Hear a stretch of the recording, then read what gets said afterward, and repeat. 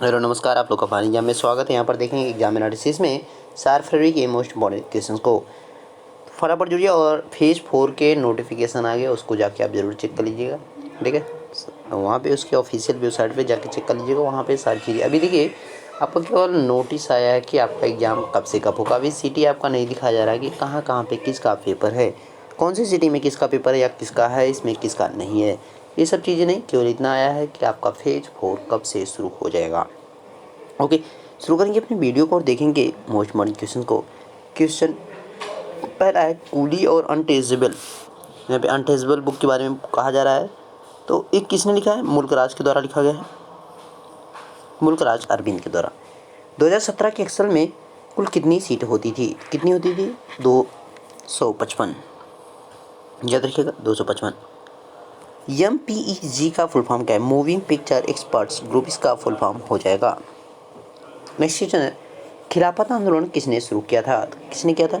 अली बंधु के द्वारा किया गया था। अली बंधु कौन कौन? मोहम्मद अली और शौकत अली को यहाँ पे अली बंधु के नाम से जाना जाता है, याद रखिएगा, इंपॉर्टेंट है। नेक्स्ट है, ईस्ट इंडिया कंपनी की स्थापना कब हुई थी? तो कब हुई थी?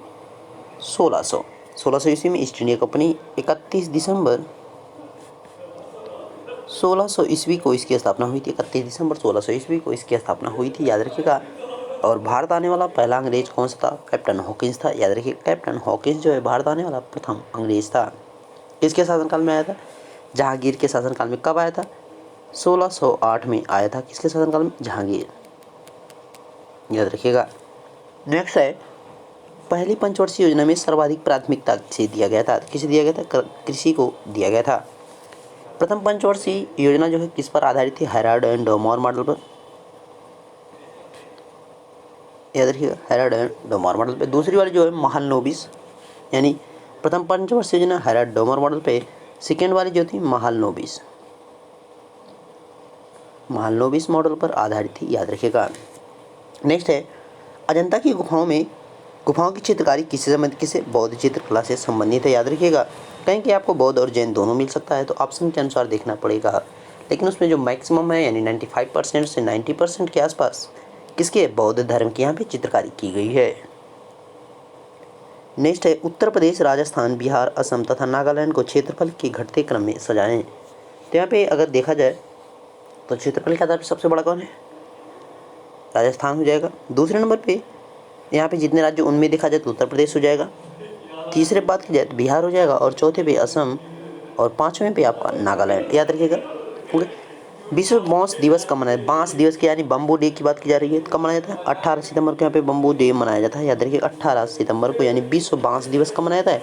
18 सितंबर को। किस देश की गुफा में 12 फुटबॉल खिलाड़ी फंस गए थे? देख सकते हैं, क्वेश्चन 2019 का आपसे पूछा गया कि जो फुटबॉल खिलाड़ी फंस गए थे, वहाँ पे वो टूर पर गए थे घूमने, तो वहाँ एक गुफा में वो फंस गए थे। तो कहाँ फंसे थे? थाईलैंड में फंस गए थे, जिनको दूसरी तरफ से उनको निकाला गया था। भोजन का पाचन कहाँ से शुरू होता है? कहाँ से होता है? मुख से शुरू हो जाता है, यानी माउथ से इसका पाचन शुरू हो जाता है। नेक्स्ट क्वेश्चन है, मोरक्को और स्पेन को कौन सी जल संधि अलग करती है? तो कौन करती है? जिब्राल्टर जल संधि। जिब्राल्टर जल संधि को ही क्या कहते हैं? भूमध्य सागर का प्रवेश द्वार। भूमध्य सागर का प्रवेश द्वार, याद रखिएगा। इसे भूमध्य सागर का प्रवेश द्वार या भूमध्य सागर की कुंजी भी आप इसे कह सकते हैं। और यहाँ पर भूमध्य सागर और अटलांटिक महासागर दोनों को कौन जोड़ने का काम करता है? जिब्राल्टर जल संधि के द्वारा यहाँ पर जोड़ा जाता है, याद रखिएगा। 11वीं शताब्दी में उज्बेकिस्तान से भारत कौन आया था? कौन आया था? अलबरूनी आया था, याद रखिएगा, अलबरूनी। नेक्स्ट है, अलबरूनी यानी यहाँ पे आपका मोरक्को, आपका जो एरिया अरबियन एरिया था उसकी बात की जा रही है, यूनान जो है उसकी बात यहाँ पे की जा रही है। नेक्स्ट है, एक सींग वाला गैंडा किस राज्य में पाया जाता है? कहाँ पाया जाता है? असम में। किस नेशनल पार्क में? काजीरंगा राष्ट्रीय पार्क में। काजीरंगा राष्ट्रीय जो पार्क है, काजीरंगा राष्ट्रीय पार्क में इसमें पाया जाता है क्या? एक सींग वाला गैंडा। कहाँ पे पड़ता है? असम में पड़ता है। अगर बात की जाए मानस की, मानस राष्ट्रीय पार्क, इसमें भी आपका हाथी और गैंडा पाया जाता है। विशेष करके एशियाई हाथियों के लिए मानस वन्यजीव अभयारण्य जाना जाता है, याद रखिएगा। इसमें भी गैंडा पाया जाता है। लेकिन काजीरंगा की अगर बात करें, स्पेशली ये किसके लिए जाना जाता है? एक सींग वाले गैंडे के लिए जाना जाता है। कहाँ पे पड़ता है? असम में पड़ता है। मानस भी आपका असम में ही पड़ता है, याद रखिएगा। नेक्स्ट है, अंग्रेजों ने अपनी पहली व्यापारिक कोठी कहाँ पे स्थापित किया था? सूरत में। कब स्थापित किया? 1608 में। देखिए, अंग्रेजों ने पहली जो कोठी लगाने की प्रयास की थी या जहाँ पे स्थापित किए थे, पूरी तरह से नहीं हो पाया था, लेकिन उनकी जो पहला प्रयास था पश्चिमी तट पर, यानी भारत के पश्चिमी तट पर किया गया था। कहाँ पे? सूरत में। याद रखिएगा, ये पश्चिमी तट है, जबकि उनका पूर्वी तट पे मछलीपट्टनम में की गई। कब? 1611 में। याद रखिएगा, पूर्वी तट पर 1611 में उनकी पहली कोठी स्थापित की गई थी। यानी पश्चिमी तट पर पहली कोठी 1608 में, पूर्वी तट पर 1611 में। अगर आपसे पूछे कि पहली व्यापारिक कोठी, तो 1608। अगर 1608 ऑप्शन में नहीं है तो आपका टिक हो जाएगा, 1611 आपका राइट आंसर हो जाएगा। याद रखिएगा। ओके, नेक्स्ट है, ईरान का पुराना नाम क्या है? तो ईरान का पुराना नाम पर्सिया था पहले। याद रखिएगा, पर्सिया इसका पुराना नाम हुआ करता था। ईरान, तेहरान और रियाल यहाँ पर मुद्रा चलती है। ओके, नेक्स्ट है, स्टैचू ऑफ यूनिटी के वास्तुकार कौन थे? राम वी सुतार, इनका नाम है Ram V Sutar. Statue of Unity के वास्तुकार हैं। इसकी हाइट कितनी है? 182 मीटर। याद रखिएगा, ये है कहाँ पे? तो गुजरात में है। सरदार सरोवर बांध परियोजना यहीं पर स्थित है, नर्मदा नदी के तट पर। याद रखिएगा, नर्मदा नदी के तट पर ये स्थित है। ओके, स्टैचू ऑफ लिबर्टी की बात करें, कहाँ पे? अमेरिका में हो जाएगा। लिबर्टी जो है अमेरिका में हो जाएगा, यूनिटी आपका कहाँ पे है? भारत में है। याद रखिएगा। और सरदार वल्लभ भाई पटेल के इनके जन्मदिन के 31 अक्टूबर को राष्ट्रीय एकता दिवस के रूप में मनाया जाता है, नेशनल यूनिटी डे के रूप में मनाया जाता है। नेक्स्ट क्वेश्चन है, विश्व की 7 सबसे बड़ी अर्थव्यवस्था। अच्छा, G7 क्या है? विश्व की 7 सबसे बड़ी अर्थव्यवस्थाओं वाला देश है। पहले इसमें 8 हुआ करते थे।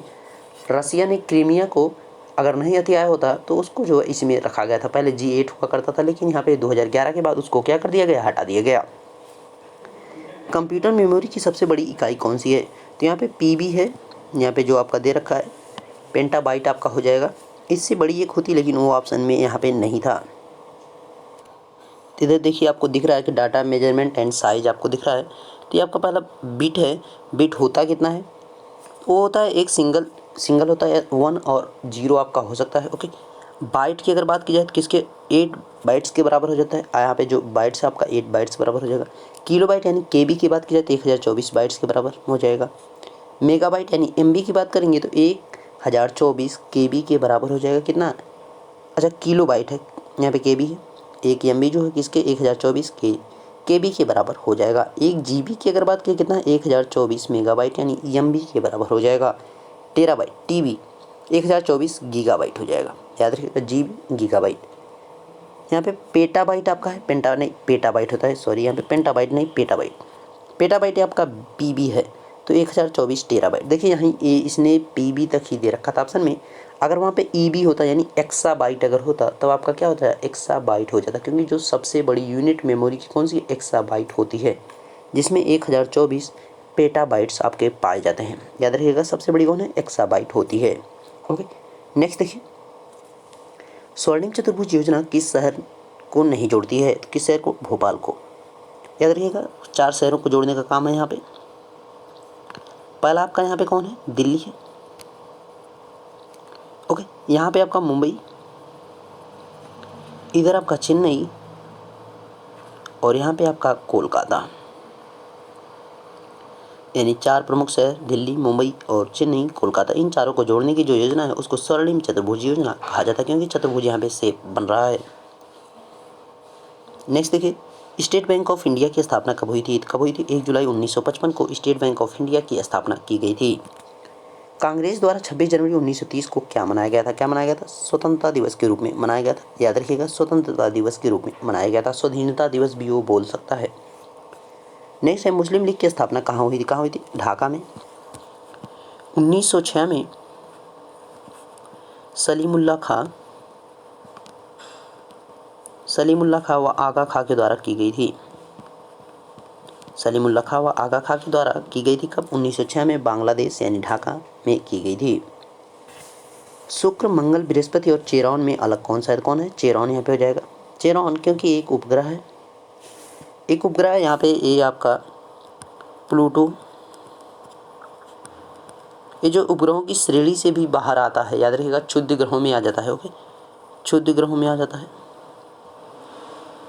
जिसमें आपका प्लूटो हो जाता है, सीरोन हो जाता है, चेरॉन हो जाता है, ये सब के अंतर्गत यम भी आपका इसी में आ जाएगा। ओके, ये सब की श्रेणी में आता है आपका चेरॉन, याद रखिएगा। बाकी आपके सभी ग्रह हैं। नेक्स्ट है IMF नवंबर 2020 तक कुल सदस्यों की संख्या कितनी थी? सदस्य देश जो 190 थे, याद रखिएगा 190 देश। IMF इंटरनेशनल मॉनेटरी फंड की बात, अंतर्राष्ट्रीय मुद्रा कोष की बात की जा रही है, याद रखिएगा।